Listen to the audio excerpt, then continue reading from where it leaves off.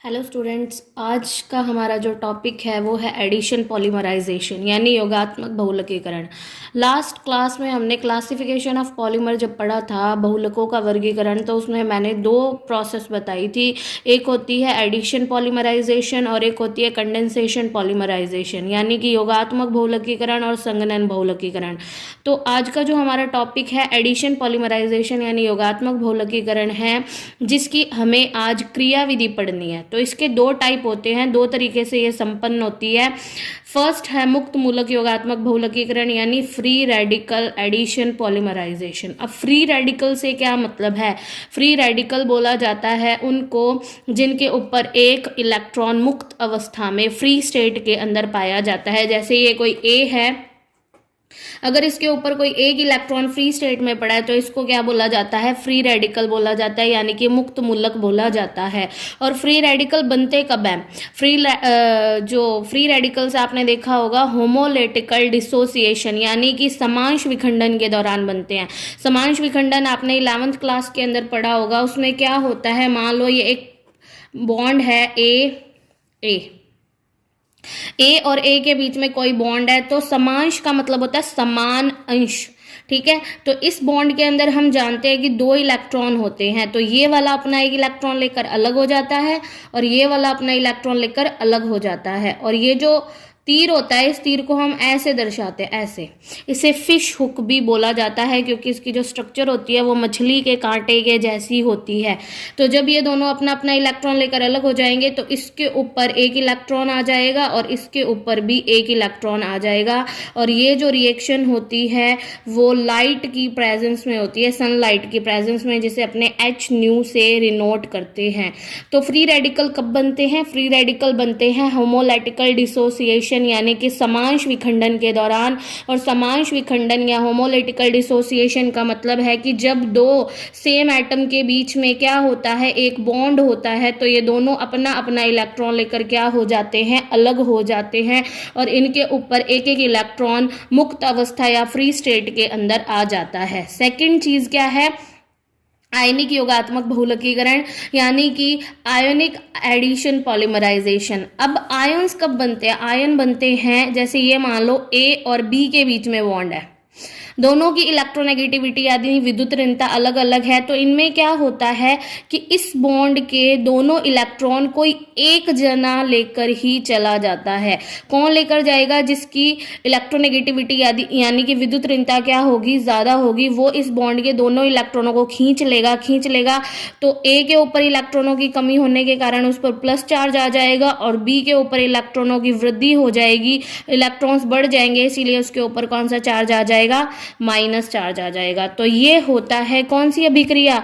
ये होता है विषमांश विखंडन यानी कि हेट्रोलिटिकल डिसोसिएशन। और ये वाला कौन सा विखंडन होता है? ये होता है समांश विखंडन यानी कि होमोलिटिकल डिसोसिएशन। तो जो फ्री रेडिकल्स बनते हैं वो तो होमोलिटिकल डिसोसिएशन यानी कि समांश विखंडन के दौरान बनेंगे, और जो आयंस बनेंगे वो बनेंगे विषमांश विखंडन यानी कि हेट्रोलिटिकल डिसोसिएशन के दौरान। तो अब हम देखते हैं, सबसे पहले आज का जो हमारा टॉपिक है वो फ्री रेडिकल एडिशन पॉलीमराइजेशन है। तो एडिशन पॉलीमराइजेशन यानी कि योगात्मक बहुलकीकरण जो होता है उसके अंदर क्या होते हैं? मोनोमर्स यानी कि जो एकलक होते हैं वो न्यूट्रल यानी कि अक्रिय होते हैं, वो क्रियाशील नहीं होते। तो उनको क्या बनाने के लिए, एक्टिव बनाने के लिए, सक्रिय बनाने के लिए इसके अंदर इनिशिएटर्स यानी कि प्रारंभक का यूज किया जाता है। क्या होता है इनिशिएटर्स? यानी कि प्रारंभक जो अभिक्रिया को प्रारंभ करने का, इनिशिएट करने का काम करते हैं। क्योंकि ये तो न्यूट्रल है, अक्रिय है, तो ये कैसे रिएक्ट करेंगे? तो इनको रिएक्ट करवाने के लिए इनके अंदर इनिशिएटर डाले जाते हैं यानी कि प्रारंभक डाले जाते हैं। प्रारंभक पदार्थ क्या होते हैं? जो इन अनएक्टिव या न्यूट्रल मोनोमर्स को क्या कर देते हैं? सक्रिय यानी कि एक्टिव कर देते हैं ताकि वो रिएक्शन को शुरू कर सके। ठीक है, तो देखो मैंने लिखा हुआ है प्रारंभक यानी कि इनिशिएटर क्या होते हैं कि ऐसे सब्सटेंस, ऐसे पदार्थ जो पॉलीमराइजेशन प्रोसेस को शुरू करने का काम करते हैं। अगर हम यहाँ पर प्रारंभक यानी कि इनिशिएटर्स नहीं लेके चलेंगे तो ये रिएक्शन भी स्टार्ट नहीं होगी। तो रिएक्शन को स्टार्ट करने का काम करते हैं ये मोनोमर्स से क्या कर लेते हैं, रिएक्ट कर लेते हैं और उनको क्या बना देते हैं, एक्टिव बना देते हैं। अब इनका सबसे इंपॉर्टेंट पूछा जाता है एग्जाम्पल। क्वेश्चन पूछा जाएगा कि इनिशिएटर्स की क्या रोल होता है, यानी क्या भूमिका होती है इस अभिक्रिया के अंदर, और इनके एग्जाम्पल्स दो। तो इनके एग्जाम्पल क्या है, परऑक्साइड। परऑक्साइड के अलावा इसका एग्जाम्पल क्या है, बेंजोइल परऑक्साइड। तो परऑक्साइड का फॉर्मूला ये दिया हुआ ROOR, और बेंजोइल परऑक्साइड का फॉर्मूला ये दिया हुआ है हमारे सामने C6H5COO। फिर रिपीट करेंगे OCO C6H5, ये हमारा बेंजोइल परऑक्साइड होता है। तो ये इनिशिएटर क्या करते होते हैं, सबसे पहले ये इनिशिएटर सनलाइट की प्रेजेंस में, यानी कि सूर्य के प्रकाश की उपस्थिति में समांश विखंडन द्वारा, होमोलिटिकल डिसोसिएशन द्वारा क्या बना लेते हैं, फ्री रेडिकल्स बना लेते हैं, यानी कि मुक्त मूलक बना लेते हैं। जैसे ये देखो, ऑक्सीजन और ऑक्सीजन, इन दोनों के पास एक एक इलेक्ट्रॉन है, तो ये वाला अपना इलेक्ट्रॉन लेकर अलग हो गया और ये वाला अपना इलेक्ट्रॉन लेकर अलग हो गया। सनलाइट की प्रेजेंस में दोनों जब अपना अपना इलेक्ट्रॉन लेकर अलग होंगे तो O के ऊपर एक इलेक्ट्रॉन आ जाएगा और क्या आ जाएगा, ये आ जाएगा। ठीक है, तो इस तरीके से फ्री रेडिकल्स का क्या होता है, इस तरीके से फ्री रेडिकल्स का क्या होता है, फॉर्मेशन होती है, निर्माण होता है। तो सबसे पहले ये बन गए। अब ये क्या करेंगे, ये जो है मोनोमर्स के साथ जुड़ जाएंगे। ये खुद फ्री रेडिकल है, जब ये मोनोमर्स के साथ यानी एकलक इकाइयों के साथ जुड़ेंगे तो ये उनको भी फ्री रेडिकल यानी मुक्त मूलक में परिवर्तित कर देते हैं। ये जो अभिक्रिया है, ये रिएक्शन जो है वो 3 स्टेप में होती है। फर्स्ट है श्रृंखला प्रारंभिक पद, यानी कि चेन इनिशिएटिंग स्टेप। इस प्रारंभिक का क्या मतलब होता है, प्रारंभ करना, यानी ये जो स्टेप है इसके अंदर रिएक्शन शुरू होगी। संचरण का मतलब क्या होता है, प्रोपेगेशन का मतलब होता है आगे बढ़ते जाना। तो इस सेकंड स्टेप के अंदर चेन जो है वो लगातार बढ़ती चली जाएगी। और थर्ड स्टेप क्या होता है, श्रृंखला समापन पद, यानी कि टर्मिनेशन स्टेप। तो इस वाले पद में जाकर श्रृंखला जो है वो क्या हो जाती है, समाप्त हो जाती है। तो हमने अभी तक क्या पढ़ा, हमने पढ़ा कि एडिशन पॉलीमराइजेशन क्या होता है, 2 टाइप का होता है। फर्स्ट होता है फ्री रेडिकल यानी कि मुक्त मूलक योगात्मक बहुरकीकरण, और दूसरा क्या होता है, आयनिक वाला। इसके अंदर समांश विखंडन होता है और इसके अंदर विषमांश विखंडन होता है। रिएक्शन के अंदर जो एकलक होते हैं वो क्या होते हैं, अक्रिय होते हैं। तो उनको सक्रिय करने के लिए यानी एक्टिव करने के लिए हमें क्या करना पड़ता है, इनिशिएटर्स का यूज करना पड़ता है।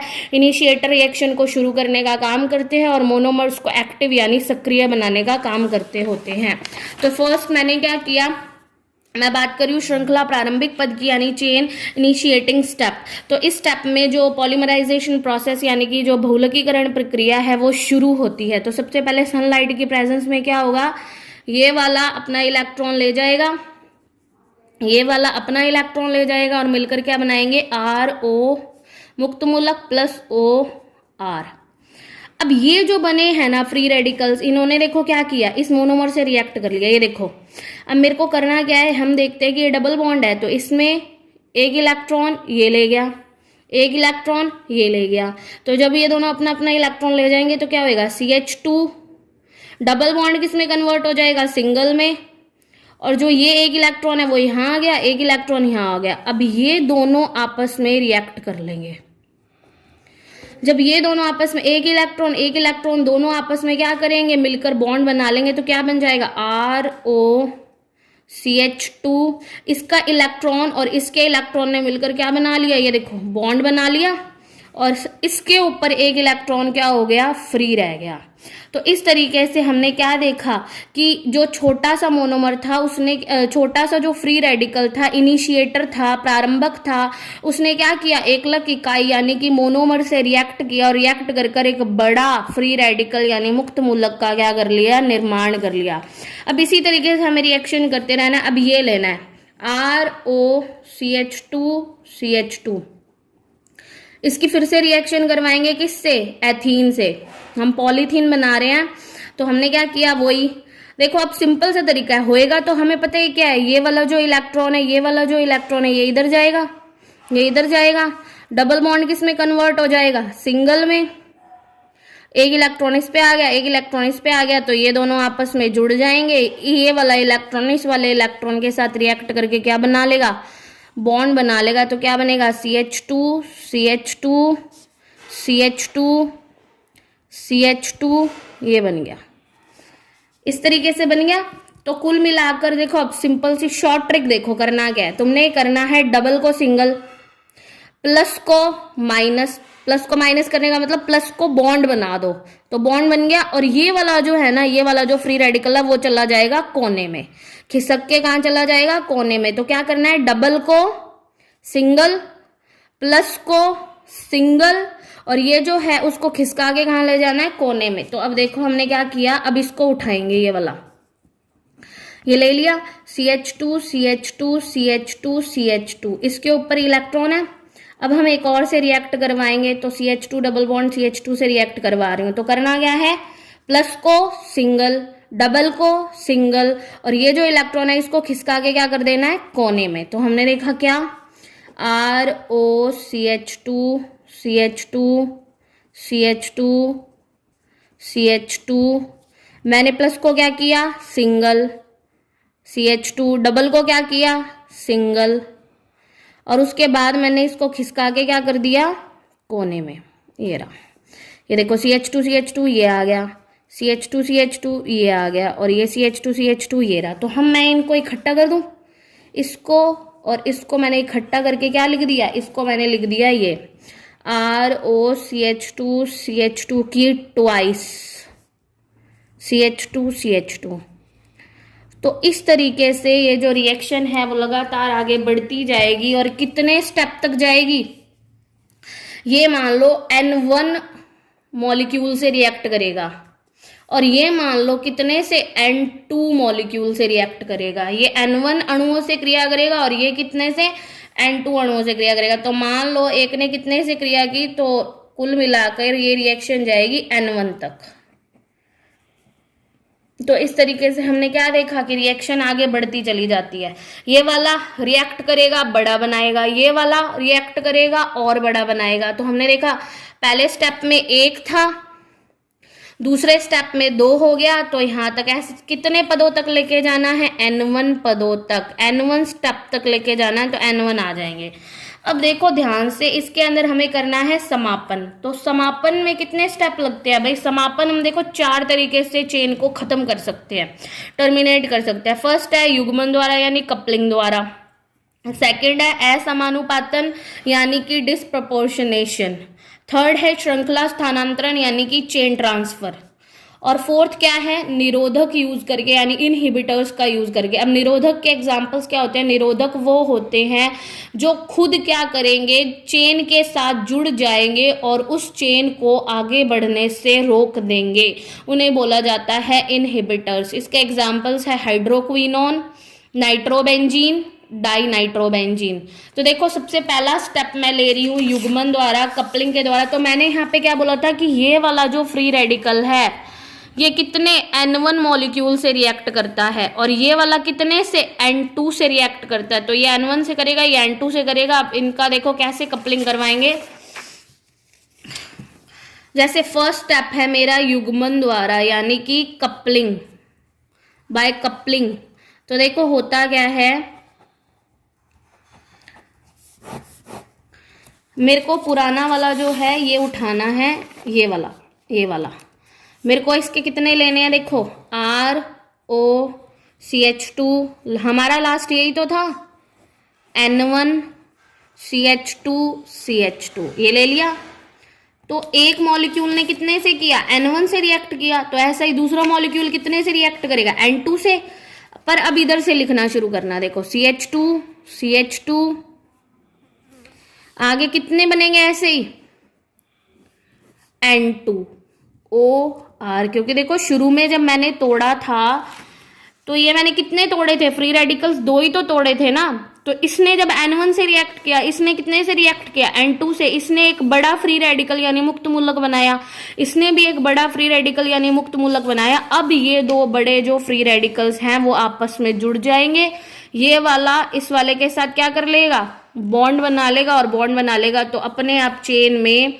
हमने एक चीज तो ये देख ही ली होगी कि जब तक मुक्त मूलक यानी फ्री रेडिकल्स बचे रहेंगे तब तक रिएक्शन खत्म नहीं होगी। तो हमें खत्म करने के लिए इन्हीं को हटाना पड़ेगा। तो इन दोनों ने आपस में रिएक्ट करके देखो बॉन्ड बना लिया, और चेन में अब फ्री रेडिकल्स क्या हो गए, खत्म हो गए, और ये रिएक्शन समाप्त हो गए। तो ये तो फर्स्ट स्टेप है, किसके द्वारा? युग्मन के द्वारा। सेकंड स्टेप देखो कौन सा है?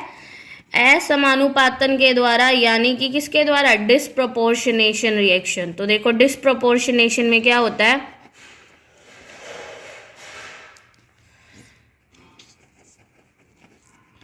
डिस्प्रोपोर्शनेशन के अंदर होता है यही उठाने हैं, ROCH2 कितने?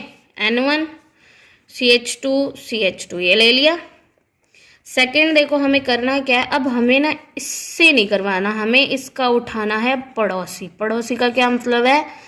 जैसे मान लो ये वाला जो CH2 है ना, हमें इसके टुकड़े करने हैं। पहले मैं देखो इसको कैसे लिखूंगी, मैंने इसको ऐसे लिख दिया CH2 N1 CH2 लिख दिया। अब मैंने इसको तो कुछ किया नहीं, मैंने इसमें से एक H अलग कर लिया H अलग। तो H अलग करने से होगा क्या? देखो अब इसका होगा समांश विखंडन, यानी कि होमोलिटिकल डिसोसिएशन। ये वाला अपना एक इलेक्ट्रॉन लेकर कहाँ चला गया? अलग। और ये वाला भी अपना एक इलेक्ट्रॉन लेकर अलग चला गया, मतलब ये बॉन्ड तोड़ दिया। एक इलेक्ट्रॉन तो ले गया CH और दूसरा इलेक्ट्रॉन कौन ले गया? H। तो हुआ क्या? हुआ ये कि इसने तो कोई भी चेंज नहीं किया, चेंज हमेशा इस वाली रिएक्शन में हो रहा है, इस वाले पद में हो रहा है। तो अब देखो हुआ क्या, ये दोनों अपना एक एक इलेक्ट्रॉन लेके अलग हो गए। तो एक इलेक्ट्रॉन आ गया यहाँ और एक इलेक्ट्रॉन आ गया हाइड्रोजन पे आ गया। तो अब होएगा क्या? होगा ये कि H भाग जाएगा इस CH2 के पास और ये दोनों आपस में जुड़ जाएंगे। तो जब ये H इसके साथ जुड़ेगा, एक इलेक्ट्रॉन ये रहा, एक इलेक्ट्रॉन ये, दोनों आपस में क्या बना लेंगे? बॉन्ड। तो बनेगा क्या? ROCH2 N1 CH2 बन गया। यहाँ ये दोनों ने आपस में रिएक्ट करके बॉन्ड बना लिया, CH3 बन गया। अब ये दोनों आपस में जब रिएक्ट करेंगे, दोनों बॉन्ड बनाएंगे, तो सिंगल बॉन्ड किस में कन्वर्ट हो जाएगा? डबल में कन्वर्ट हो जाएगा। और देखो ये फ्री रेडिकल क्या हो गए? खत्म हो गए। तो ये होता है डिस्प्रोपोर्शनेशन रिएक्शन। क्लियर हुई? इसमें पहले क्या किया? इस CH2 को तोड़ा, इसमें से H अलग कर लिया, फिर इस वाले बॉन्ड का क्या हुआ? होमोलिटिकल यानी कि डिसोसिएशन, यानी कि समांश विखंडन हुआ।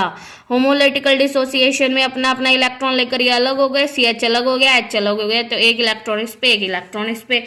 अब ये तो चला गया पड़ोसी CH2 के पास और इन दोनों ने आपस में मिलकर क्या बना लिया? बॉन्ड। तो ये होता है हमारा सेकेंड स्टेप। अब देखो थर्ड स्टेप क्या था? थर्ड स्टेप था श्रृंखला स्थानांतरण, यानी कि चेन ट्रांसफर। तो चेन ट्रांसफर के अंदर हम कोई भी एल्केन ले लेते हैं। तो जैसे मैंने क्या किया, इसमें मुझे सिर्फ एक ही लेने की जरूरत है, दोनों लेने की जरूरत नहीं है। तो मैंने N ले लिया। अब मैं इसकी किसी एल्केन से यानी कि RH के साथ रिएक्ट करवाऊंगी। तो मेरा काम क्या है? मुझे इस चेन को खत्म करना है। तो क्या होगा? इन दोनों का होमोलिटिकल डिसोसिएशन हो जाएगा, यानी समांश विखंडन हो जाएगा। दोनों अपना एक एक इलेक्ट्रॉन लेके अलग हो गए। अभी ये H कहाँ भाग गया? पड़ोसी CH2 के पास। तो जब ये भागा तो क्या हुआ? ROCH2 ये कितने? N CH2 यहाँ क्या हो गया? CH3 प्लस बन गया ये R। अब देखो हमें करना क्या था? हमें तो बहुलक श्रृंखला को खत्म करना था, पॉलीमर चेन का टर्मिनेशन करना था। तो ये पॉलीमर चेन का टर्मिनेशन हो गया। इस मुक्त मूलक से हमें कोई फर्क नहीं पड़ेगा। हमारा काम क्या था? चेन को खत्म करना, तो हमने चेन खत्म कर दी। अब देखो नेक्स्ट स्टेप, लास्ट स्टेप क्या है?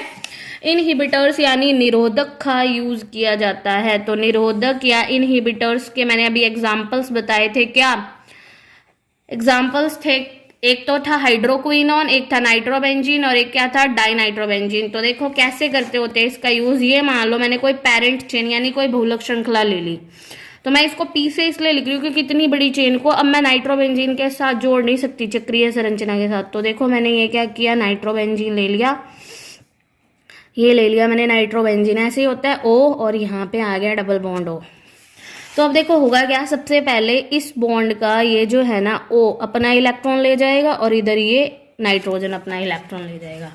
तो एक इलेक्ट्रॉन O पर आ गया और एक इलेक्ट्रॉन नाइट्रोजन पे आ गया। तो ये जो है O के साथ जाकर P जुड़ जाएगा।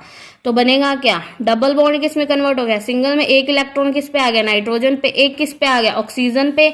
ऑक्सीजन पे एक इलेक्ट्रॉन, पी पर एक इलेक्ट्रॉन, दोनों आपस में मिलकर क्या बना लेंगे, बंध बना लेंगे। तो ये बन गया ना, बंध बन गया। अब देखो यहाँ पे होएगा क्या, नीचे। अब देखो एक बात सुनो, अगर ये रेडिकल यहाँ है तो ये दिक्कत पैदा करेगा, ये किसी और के साथ जुड़ सकता है। तो हमें इस तरीके से इसको लाना है। हम क्या करेंगे, हम ध्यान से देखो, ये वाली जो बॉन्ड है ना, इसका एक इलेक्ट्रॉन, इसका एक इलेक्ट्रॉन ये चला गया यहाँ, और ये वाला चला गया यहाँ, चला गया। तो एक इलेक्ट्रॉन यहाँ आ जाएगा और एक इलेक्ट्रॉन यहाँ आ जाएगा। देखो ऐसे ओपी लिख दूँ यहाँ, ओपी। यहाँ पे क्या है, नाइट्रोजन। यहाँ पे क्या है, तो यहाँ पे मैंने क्या किया, एक इलेक्ट्रॉन यहाँ आ गया, एक इलेक्ट्रॉन यहाँ आ गया, एक इलेक्ट्रॉन पहले से नाइट्रोजन के पास पड़ा ही था। इन दोनों ने आपस में मिलकर क्या बना लिया, बॉन्ड बना लिया। या इसको अगर तुम लोगों को ऐसे दिक्कत है तो ये ओपी को ऐसे लिख लो, ये लो। तो ये दोनों आपस में जुड़ जाएंगे और जुड़कर क्या बना लेंगे,